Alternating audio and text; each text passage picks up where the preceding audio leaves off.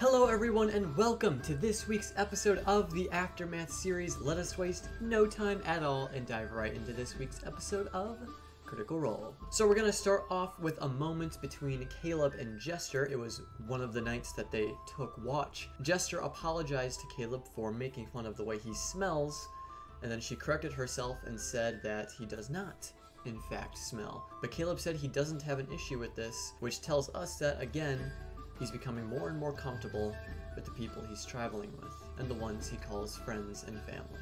But the more touching note is that when Caleb was switching off his bandages, he said he didn't really need them anymore because he doesn't need to hide the scars from his training, which is, as I said before, a very touching thing to make note of, because it just means that he feels safe and comfortable with his friends and the party he's been traveling with for a long time now.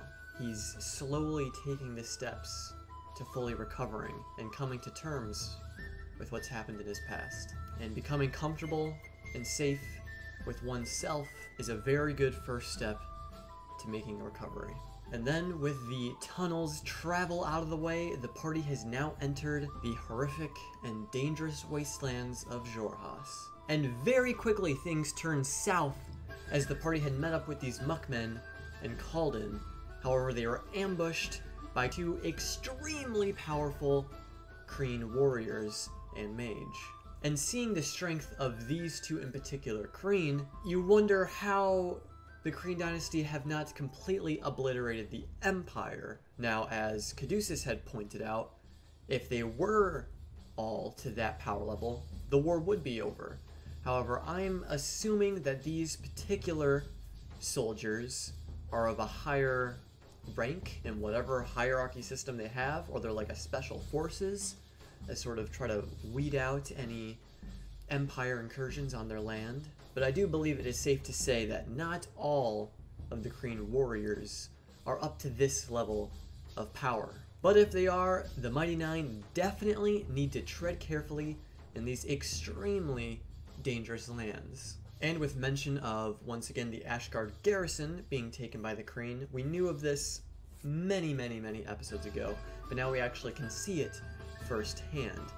Will the Mighty Nine attempt to retake it in the name of the Empire, or will they just cut their losses and leave it be? I feel like they will do the latter. But the Kryn aren't the only dangers of this land. The party did encounter a rock, a mysterious gorilla creature, and a few bugbears, which they ended up befriending one of them. And I use the term befriending very lightly. But they do enlist his help to aid the party in crossing the river. Now, Matt did mention the marshlands that they were sort of passing as they made their way, and if I recall correctly, this is Yasha's old home. So I'm wondering, I'm hoping that Ashley Johnson makes an appearance very soon so we can get her take on being back in Xhorhas and potentially running into some unsavory people from her past, if there are any left. And so with all of these dangerous creatures, and with how almost horribly that fight went, with Jester almost dying, I think it's safe to say that the Mighty Nine need to be extremely careful. None of these creatures are going to show any mercy, and now the party has decided to go into the City of Beasts, which I am very excited to see, because I'm interested in all of the various beasts and races that Matt might put into this interesting city. And who knows what horrors may await the Mighty Nine within its vast city limits. And an interesting thing to note is that the bugbear that they were traveling with had said that most of the party would have no issues entering the City of Beasts. However, the humans may have a bit more trouble. The interesting thing is that the bugbear said that only humans that are well connected with the dynasty seem to make it okay in here. Now, those humans could be the tribes and clans that Yasha is familiar with, or maybe it's possible traitors of the Empire or spies that are leaking information to the dynasty. And while we have no evidence of this, it would also be interesting if one of the members of the Cerberus Assembly is working with the dynasty. I don't know why they would, but there could be a potential traitor in the assembly. And the last sort of unnerving thing that I want to touch on is Ford and his patron. During one of the night's rest, Matt had made mention that Ford has this sort of creeping feeling of more or less abandoning his patron's wishes of wanting to be released. Now, this seems to just be the very start of it. However, the farther Ford gets from his patron's quest, I'm afraid more dire things may happen to our beloved half-orc. So Ford's not out of the woods just yet, and there are going to be many trials and dangers ahead for him involving his patron.